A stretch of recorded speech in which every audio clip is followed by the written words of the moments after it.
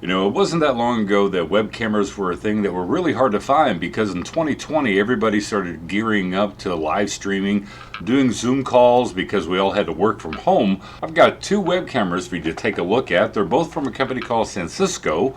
This one is the 1080p version, which has got a nice little light ring on it, and if you notice, it has autofocus, which is actually the camera I'm recording on. And the second one is this one. This is a 4K web camera. We're going to test them out and see if they're really worth it, and that's coming right up.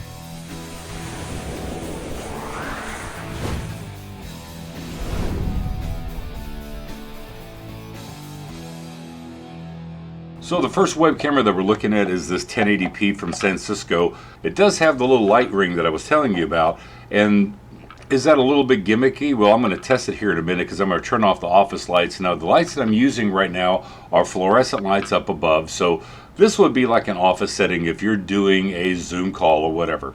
And by the way, the audio is actually from this camera, so we'll do a quick little audio test. 1, 2, 3, 4, 5. 1, 2, 3, 4, 5. I'm approximately 3 feet from the camera, so gives you a good little idea of how the audio is going to sound with this. And like I said, it does have the light ring. Now it's got 3 stages on the white color, so you got low, medium, and high, and then it also has a warmer kind of an amber color that has a low, medium, and high. And I'm going to turn off the office lights and we're going to test that right now. Okay, now this is with the office lights off. The light that you see that's shining on my face is actually the OBS studio.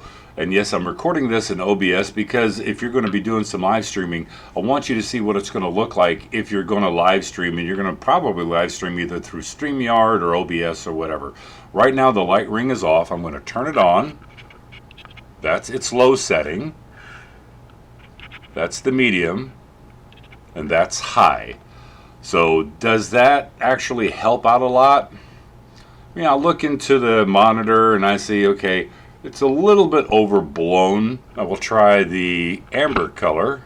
That's low amber, medium, and that's high to kind of give it a little bit more warmer of an image. Let's get back to regular lighting. So this camera does shoot in 1080p at 30 frames per second. It doesn't do 60 frames per second, so for those gamers out there, this may not be the camera that you want, but 30 frames per second is just fine. The unique thing about this one is it has autofocus. So instead of it being infinity focus and everything is always in focus, you can hold an object up to the camera. It will focus onto whatever's in front of it. Now you see it does pulse a little bit, but you do get a little bit of a blurry background back here. It's not like a professional camera where you're going to get that nice shallow depth of field, but it does help with autofocus. And if you see, it doesn't really hunt a whole lot on your face. Sometimes it'll pulse back and forth just a little bit. But all in all, not too bad. I mean, you get the camera in the box, you get a nice little tripod, so if you don't want to use it up on top of your monitor like I have this one mounted, then you can stick it onto a tripod, stick it onto a desk or on top of a higher cabinet or one of your monitor speakers, whatever the case is. But nice little product from Sansisco.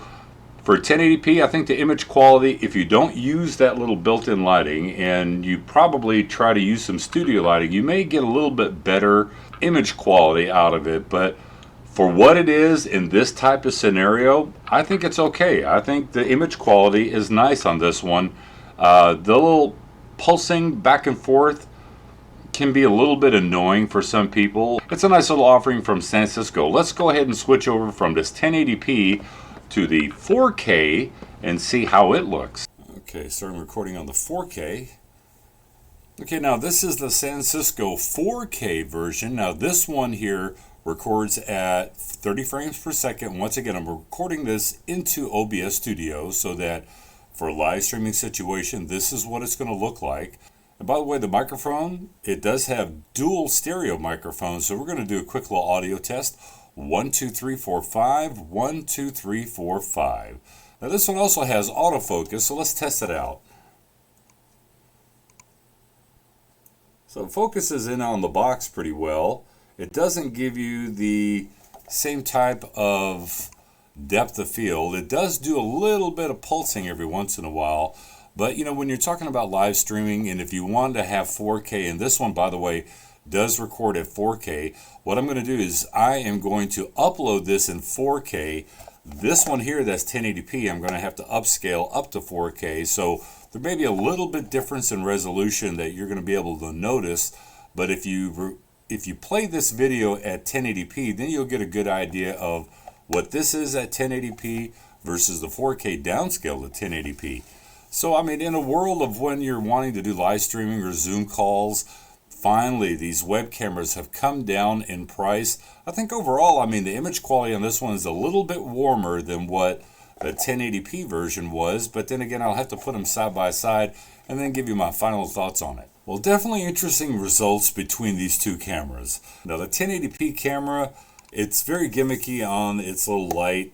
Its autofocus makes that horrible clicking sound that the microphone actually picks up, and it was so annoying. Now, this 4K one, it only clicked 2 or 3 times while I was doing an autofocus, which is not too bad. The thing that I had a problem with the 4K is, yes, it has stereo microphones, but if you listen very carefully, it starts phasing. And what phasing does is when you have 2 microphone capsules that are trying to capture an audio source, and one of them is a thousandth of a second off, they start canceling each other out a little bit, and you got a little bit of phasing with this one. I will say when it comes to field of view, the 4K here has a wider field of view than what the 1080p does. I think that, you know, the whole pulsing and the clicking noise of this one here, problematic. The field of view on this 4K is better because it gives you a nice wider field of view, at least in comparison, in my opinion.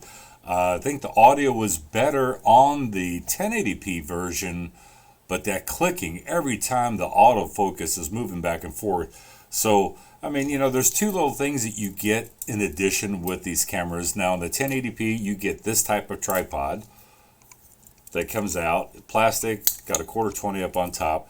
And by the way, both of these cameras have a 1/4-20 female on the bottom of it. And then with the 4K one, you get this one, still kind of cheesy. I mean, you get what you pay for. But this one has a little bit of a ball head on it, so if you wanted to swivel it around and get a little bit different angle, you can do that. In my opinion, I mean, I think that there are better offerings out there. That Suryu that I had reviewed not that long ago, I think that one is actually a very good web camera. All in all, I think the image quality was good. The audio quality was really fantastic on it. And although autofocus, you know, some people may like the autofocus, that clicking noise when it was back and forth just drove me absolutely nuts. So all in all, I'm going to let you decide. You are the viewer. If you're asking me, I'm going to have to say thumbs down on both of these. I think that there are better offerings out there, but I will put product links in the description below, and I will put up a video card to that Suryu right there so that you can check it out, because I think that one actually is a better offering if you're looking for a web camera nowadays. So anyway, that's my thought on these twofer. You got a twofer deal today. 2 different web cameras reviewed at the same time. Remember, I'll catch you in the next review. Bye-bye.